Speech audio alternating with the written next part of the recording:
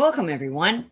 My name is Jean McKen, and I'm the author of BreezinThru Theory, and we're going to talk about 7 key strategies to help you get the most out of BreezinThru Theory with your students.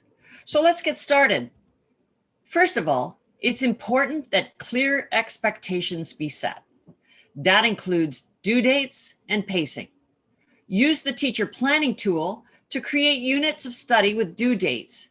And in terms of pacing, my recommendation is always to go less than more to begin with. You know your kids best, but you may have to experiment.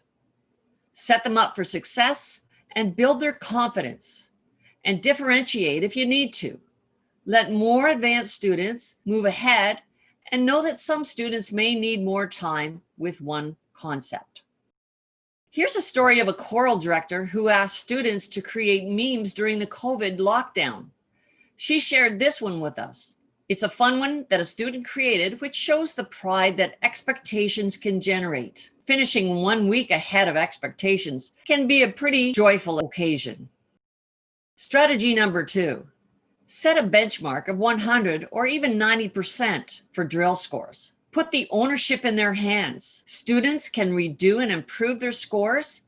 We keep their best scores and they can continue to build mastery and rapid response. We have a story of how a teacher used the golden musical eggs that kids collect in their dashboards for every 10 drills done at 100%. She set a benchmark of achieving the golden musical egg by the end of the week. And then she had all the kids who had one play it in unison together in the classroom from their Chromebooks. She said the surround sound was amazing.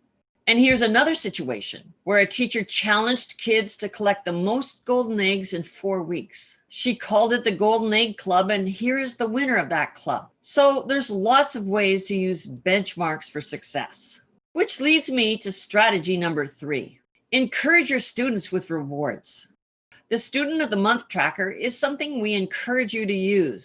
It's in your teacher dashboard, and it tracks drills submitted at 100% each month. Here's how some of the teachers use it. They have a treasure chest, and kids get to choose their prize for that month.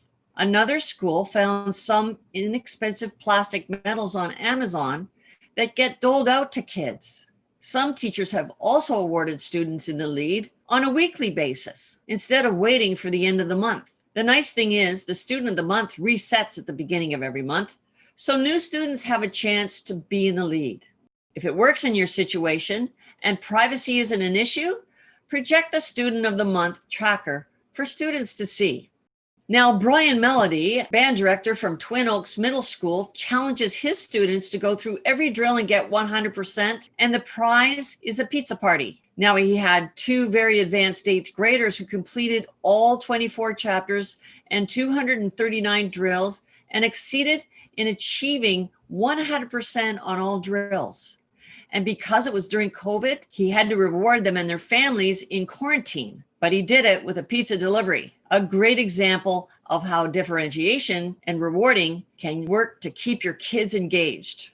Strategy number 4, be involved. Be involved in their learning, and there are several ways that you can do that. It's important to try out the drills yourself to see what your students will be doing. And this will also help with pacing. See how long it takes for you to do a set of drills so that you can create the right pacing for your students. And don't worry if you don't get the pacing right the first time. Err on the side of too little so they don't get overwhelmed. Then, if they're getting through the drills quickly, up the pace. We've heard a story of a teacher with no background in music running a music class, and he assigned his students what he could do in an hour, but he gave them a week to complete things, and he was learning right alongside them. So it's a great way to get familiar with the content and the navigation. And try all aspects of the program yourself, including games and the Play That Tune feature. Take advantage of the full system for learning so that your students can drill down on a concept and continue to build their rapid response and benefit from making real-life connections in each chapter. We know teachers have their own style of teaching concepts, but use the See It, Hear It lessons as a backdrop when you review and discuss a concept with students. Teachers tell us they screen share lessons, and then they include drills as part of a presentation with students to get them excited to try things out and familiarize them with the program. Another teacher told us how he uses it in a flipped classroom scenario where students do the assignment first and then get follow-up instruction and clarification on a topic in a class the next day. And this is really important. Use the overall progress report to keep tabs on students so that you can monitor when to step in.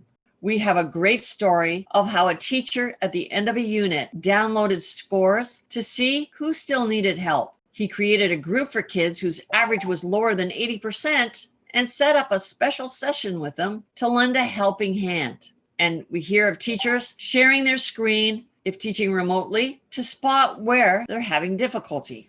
And then there's the buddy system and mentoring. We know of a teacher who created a mentoring system called Big Brothers, Big Sisters, where they teamed up an 8th grader with a 6th grader.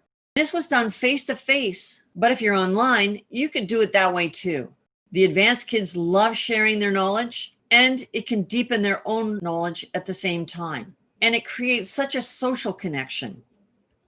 Strategy number 5, have students play the games and compete. Teachers have told us that projecting the game and splitting the class up into teams was a lot of fun for the kids. And we've heard they also get kids to take screenshots of their game results for bragging rights. The great thing is that the games line up and support chapter content, so kids are getting additional practice to help them build the rapid response. We've seen 4th graders get on top of the rhythm leaderboard, and it's amazing what you can learn with that kind of practice. Repetition is key, and there are some fun tournaments that we run from time to time in districts.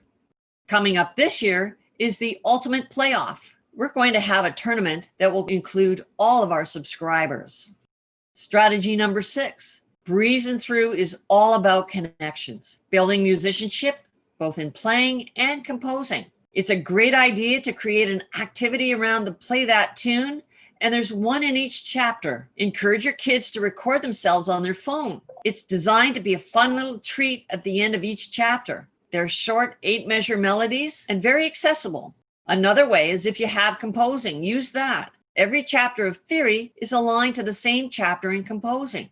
We're hearing that instead of performing this year, when things are online, kids are performing their compositions. We've also heard about a music night when kids were in school. Their compositions were being played while parents were being seated in the auditorium. And we've also had teachers talk about how they connect the theory concepts to melodic reading, rhythm reading, and learning songs, and having discussions around it.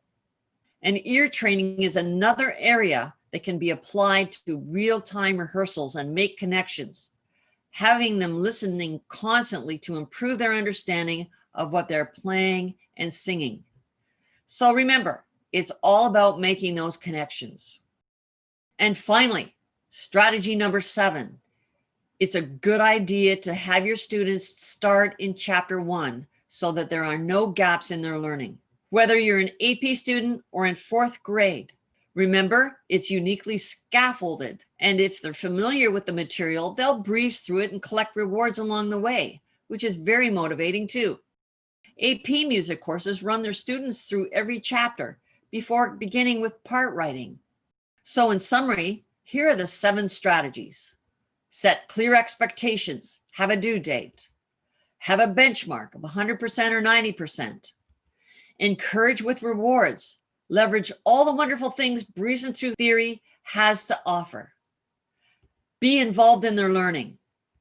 Have fun and compete with the games. We know music students are a competitive bunch. Make those important connections of playing and composing. And begin at chapter 1 so that there are no gaps, regardless of when you start. So now, over to you. Have fun, breezing through.